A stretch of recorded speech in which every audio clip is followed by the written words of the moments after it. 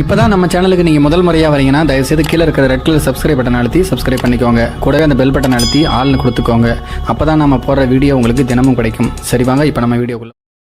மேகாலயாவுக்கு honeymoon சென்றபோது கணவனை மனைவி கொலை செய்திருக்கக்கூடிய சம்பவம் பெரும் அதிர்ச்சியை ஏற்படுத்தி இருக்கிறது. இந்த நிலைமையில்தான் கொலைக்கு பண உதவி செய்ததாக மணப்பெண்ணினுடைய உறவினர்களை போலீசார் தற்போது கைது செய்திருக்கிறார்கள்.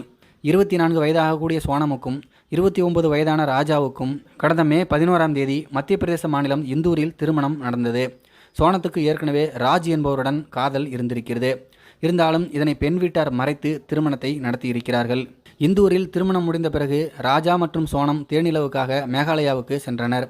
மே 23ஆம் தேதியன்று நாங்கிரியாட் கிராமத்தில் உள்ள ஒரு தங்கும் விடுதியில் இவர்கள் தங்கியிருந்தனர். ஆனால் மே 24ஆம் தேதி முதல் இவர்களை காணவில்லை.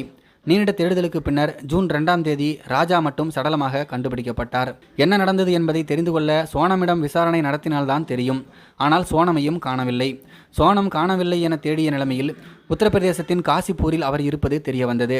பின்னர் நத்கஞ்ச் காவல் நிலையத்தில் அவர் சரணடைந்தார். இந்த சம்பவம் நடந்த சில மணி நேரத்துக்கு முன்புதான் கொலைக்கு உடந்தையாக இருந்ததாக ஆகாஷ், விஷால் மற்றும் ஆனந்த் ஆகியோர் உத்தரப்பிரதேசம், இந்தூர் மற்றும் மத்திய பிரதேசம் என 3 வெவ்வேறு இடங்களில் வைத்து கைது செய்யப்பட்டனர். சோனத்தினுடைய காதலன் ராஜ் பின்னர் கைது செய்யப்பட்டார்.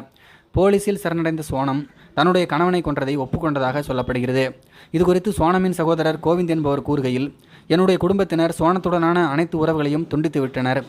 நாங்கள் ராஜாவின் குடும்பத்தினருக்கு நீதி கிடைக்க உதவுவோம்.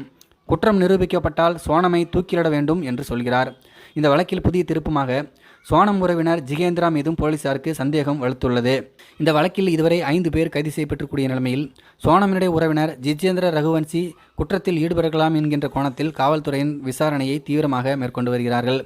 ஏனெனில் கூலிப்படையை சேர்ந்த நபர்களுக்கு இவருடைய மொபைலிலிருந்து தான் பணம் அனுப்பப்பட்டிருக்கிறது. போலீசாருடைய தகவலின்படி கூலிப்படையினரான ஆகாஷ் ரஜ்புத், விஷால் சிங் சவுகான் மற்றும் ஆனந்த் குர்மி ஆகியோருக்கு சோனம் மே 23ஆம் தேதி அன்று பணம் அனுப்பியிருக்கிறார். இந்த பண பரிவர்த்தனை ஜிதேந்திராவின் UPI கணக்கிலிருந்து நடைபெற்றதாக சொல்லப்படுகிறது. ராஜா கொலை செய்யப்பட்டதும் மே 23ஆம் தேதி தான். ஜிதேந்திரா இந்த பணத்தை கொலைக்கு முன்பே கொடுத்தாரா அல்லது கொலைக்கு பிறகு கொடுத்தாரா என்பது இன்னும் தெளிவாகவில்லை. இது குறித்து போலீஸ் அதிகாரிகள் விசாரித்து வருகிறார்கள். மேலும் தற்போது இது பற்றி கூடுதல் தகவல்கள் வெளியாகி இருக்கின்றன. அதாவது ராஜா ரகுவன்சியின் உடலில் நடத்தப்பட்ட பிரேத பரிசோதனையில் அவருடைய தலையின் பின்பக்கமும் முன்பக்கமும் தாக்கப்பட்ட காயங்கள் இருந்தது கண்டுபிடிக்கப்பட்டிருக்கிறது. தலையின் முன்பக்கமும் பின்பக்கமும் கூர்மையான ஆயுதங்களால் தாக்கப்பட்டது தெரிய வந்திருக்கிறது. இந்த கொலையை அவருடைய மனைவி சோனம், அவருடைய காதலன் ராஜ் உள்ளிட்டோர் செய்திருக்கிறார்கள். ராஜா ரகுவன்சியும் சோனமும் கடந்த மே 23ஆம் தேதி மேகாலயாவின் கிழக்கு காசி ஹில்ஸில் தேனிலவுக்காக சென்றிருந்த போது திடீரென மாயமானார்கள். சுமார் 10 நாட்கள் கழித்து ஜூன் 2ஆம் தேதி ராஜா ரகுவன்சியின் உடல் பள்ளத்தாக்கில் கண்டுபிடிக்கப்பட்டது. அப்போது சோனம் ரகுவன்சி மாயமாகியிருந்தார். மேகாலயாவில் சுற்றுலா வழிகாட்டியாக இருந்த ஆல்பர்ட் படே என்பவர்தான் இந்த தம்பதிகளை கடைசியாக பார்த்திருக்கிறார். ராஜா ரகுவன்சி, சோனம் ரகுவன்சி ஆகியோர் மேவ்லாஹியாத் பகுதியில் இருக்கக்கூடிய நோங்கிரியாட் என்கிற இடத்துக்கு கடைசியாக போயிருக்கிறார்கள். நோங்கிரியாட் இரட்டை அடுக்கு பாலம் பிரபலமான சுற்றுலா தலமாகும். ஆல்பர்ட் படே அவர்களை நோங்கிரியாட்டுக்கு அழைத்து செல்ல முன்வந்த போது அவர்கள் அதை மறுத்துவிட்டு வேறு ஒரு வழிகாட்டியிடம் சென்றதாக சொல்லப்படுகிறது. அன்றைய தினமே ராஜா ரகுவன்சியும் சோனம் ரகுவன்சியும் காணாமல் போயிருக்கிறார்கள். ரகுவன்சியின் உடல் வைசாவ் டோங் நீர்வீழ்ச்சிக்கு அருகிலுள்ள பள்ளத்தாக்கில் கண்டுபிடிக்கப்பட்டது.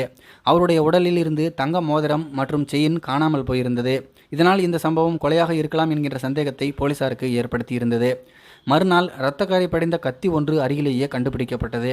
2 நாட்களுக்கு பிறகு இந்த தம்பதிகள் பயன்படுத்திய ரெயின்கோட் ஒன்று ராஜாவின் உடலில் கண்டுபிடிக்கப்பட்ட இடத்துக்கு அருகே உள்ள மாவுக்மா என்கின்ற கிராமத்தில் இருந்து மீட்கப்பட்டது. மேலும் மே 22ஆம் தேதி வாடகைக்கு எடுக்கப்பட்ட ஸ்கூட்டர் 2 நாட்கள் கழித்து மே 24ஆம் தேதி சில்லாங்கிலிருந்து சோகரா செல்லும் சாலையில் இருக்கக்கூடிய ஒரு கபே அருகே கண்டுபிடிக்கப்பட்டது. அதன் பிறகே தேடுதல் வேட்டை தீவிரமடைந்தது. அதன் பிறகே இந்த கொலையில் திருப்பத்துக்கு மேல் திருப்பம் அரங்கேறி வருகிறது. இந்த வழக்கில் தொடர்புடைய குற்றவாளிகள் கைது செய்யப்பட்டு தற்போது விசாரணையும் நடந்து வருகிறது. இந்த விசாரணையில் மேலும் பல உண்மைகள் வெளிவரும் என்றும் எதிர்பார்க்கப்படுகிறது. இதை பற்றி உங்களுடைய கருத்துக்கள் என்ன அப்படிங்கிறது கீழே இருக்கிற கம்பாஸில் தெரியப்படுத்துங்க. மேலும் இது போன்ற வீடியோக்களை பார்க்க நம்முடைய சேனலை சப்ஸ்கிரைப் பண்ணிக்கோங்க. நன்றி, வணக்கம்.